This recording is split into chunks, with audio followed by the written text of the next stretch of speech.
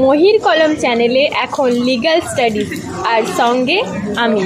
আজ মহির কলম লিগ্যাল স্টাডিতে যে বিষয়টি নিয়ে আলোচনা করব সেটা হলো sexual harassment of women at work place, অর্থাৎ কর্মক্ষেত্রে মহিলারা যাতে কোনোভাবে যৌন হেনস্থার শিকার না হন তার জন্য আমাদের দেশে যে আইনটি রয়েছে prevention prohibition and redressal act 2013, এই আইনটিকে যাতে দেশব্যাপী রূপায়ণ করা যায় তার বিষয়ে কিন্তু জোর দিয়েছে দেশের সুপ্রিম কোর্ট।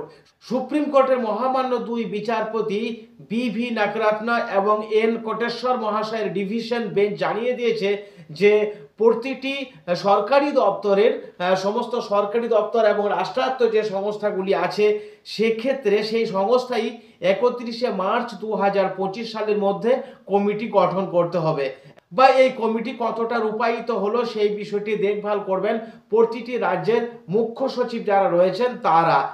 এবং এই যে prevention prohibition and redressal act 2013, এই আইনের 5 নম্বর অনুচ্ছেদে বলা আছে স্থানীয় স্তরেও একটা করে কমিটি গঠন করার কথা।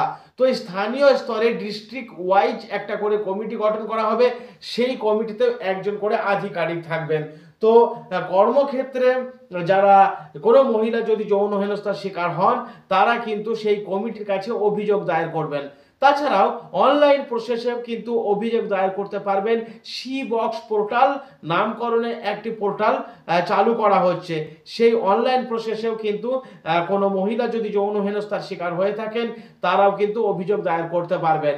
এবার সরকারি প্রতিষ্ঠান ছাড়াও যে সমস্ত বেসরকারি সংস্থাগুলি রয়েছে, অর্থাৎ বেসরকারি সংস্থায় যে সমস্ত মহিলারা কাজ করেন বা চাকরি করেন তারাও যদি কোনো রকমের যৌন হেনস্থার শিকার হন এই আইনের আওতায়, অর্থাৎ prevention prohibition and redressal act 2013, এই আইনের আওতায় তারাও কিন্তু অভিযোগ জানাতে পারবেন।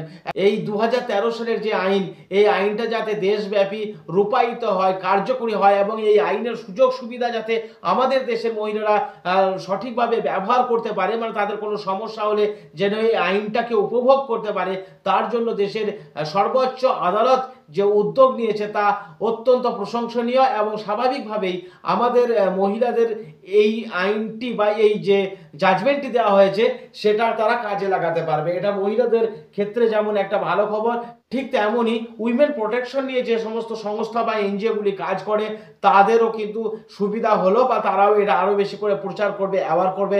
আমরা তো মহির কলম লিগ্যাল স্টাডির তরফ থেকে যেটুকু পারছি এই বার্তাটুকু দেওয়ার চেষ্টা করছি। এই ভিডিওটি মহিলাদের যেমন উপকার আসবে ঠিক তেমনই আবার ল নিয়ে যে সমস্ত ছাত্রছাত্রীরা পড়াশোনা করছো তোমাদেরও কাজে লাগবে এই ভিডিওটি। সকলের কাছে অনুরোধ করছি ভিডিওটি দেখবে, লাইক, কমেন্ট এবং শেয়ার করবে। নমস্কার।